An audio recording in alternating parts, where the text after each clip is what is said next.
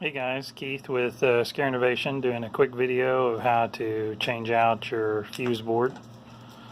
Um, Sorry, but just get the battery loose here. So we'll send you two new zip ties. You just simply cut those off.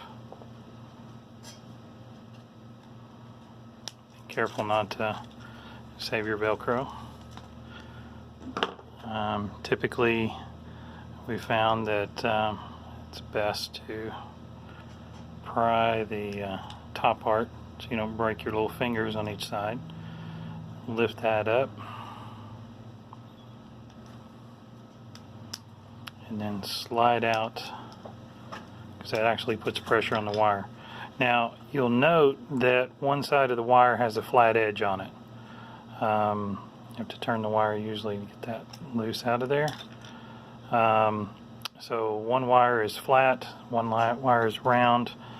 You'll notice here that we actually, if you'll notice that this attempts to prevent you from wiring it backwards.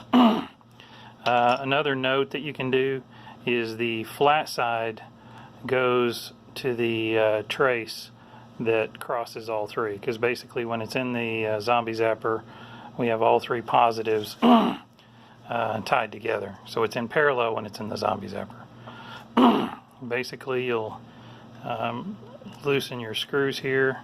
I usually loosen them up fairly much just to make sure there's plenty of clearance. Pull the wire out just like that. Try not to bend the copper too much. Usually what will happen is this trace right here will blow. If you ever short out when you're changing out the head or do anything, this will actually blow. So that's why we call this a fuse board.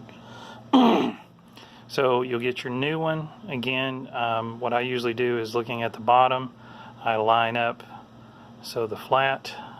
Also, a tip here is to make sure you open your new one, because it will come fully closed. Basically unscrew and you can see the little bracket opening all the way up there to make sure it has plenty of room, because this just barely fits. It is a very snug fit on this. So you got to be careful not to have any frayed wire. So again, flat side goes to the single strand right there. And usually I put it at an angle and kind of gently work it back and forth to make sure no single strand gets caught on the, see how that one bent right there? And we just now created a short. So you got to pay close attention to that. What I'm going to do on this is I'm actually going to snip that little extra wire there. We don't need it. This is, like a lot of the parts on this, overkill.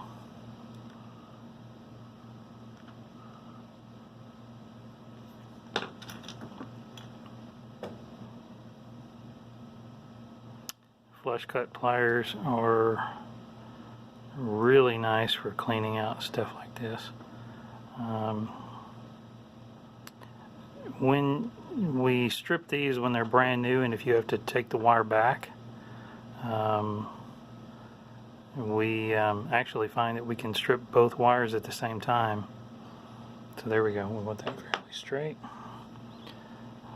Make sure that we're wide open.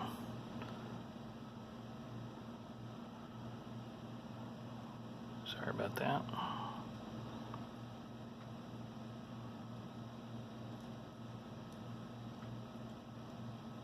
There we go. Make sure that's a snug fit in there.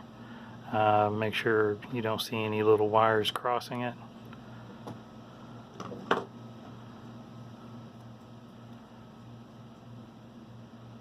Tighten that up.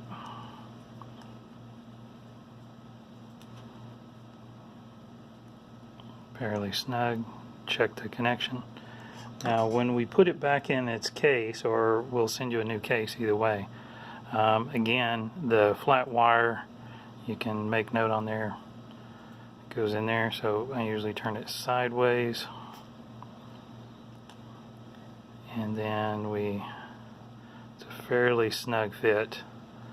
A brand new board, there we go, and then you push that down into there where it's very level, making sure the wire fits in there. Again, always double check. Even though we attempted to prevent people from wiring up backwards, I have had some employees that did that. So when you put this in, because these little tabs are fairly easy to break off, we found that before you squeeze it down, you actually put the pressure on the back part. So I'm shoving back, so that wedges. This is a firmer thing, and now the little tabs are lined up, and we have to press like that, and that snaps shut. On your Velcro, if you made a note to remember how you positioned it, simple end, the Velcro has a fuzzy end, so you got to make sure that on the ends this will lap over it. A lot of times I'll go ahead and connect those and then loop them around. It's kind of obvious because of the forming of this.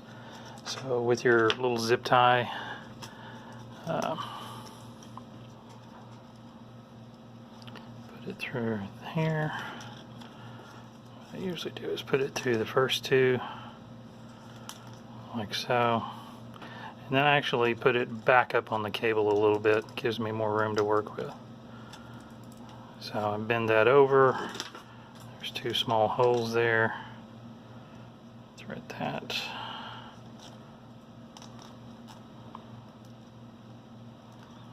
Like so.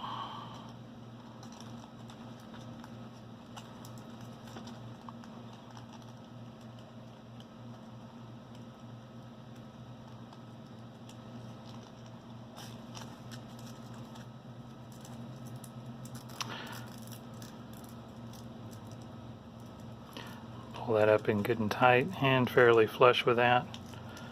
I usually with the flush cut wire cutters, I'll tend to turn it, and then once or twice it really cinches it up good. And then we add one more zip tie.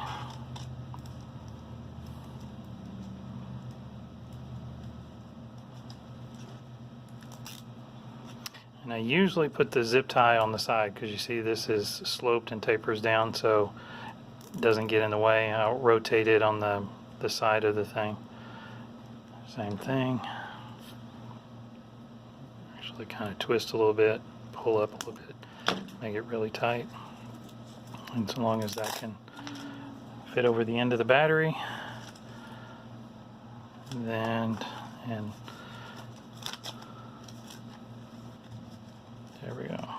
Fuzzy side down, and there you go.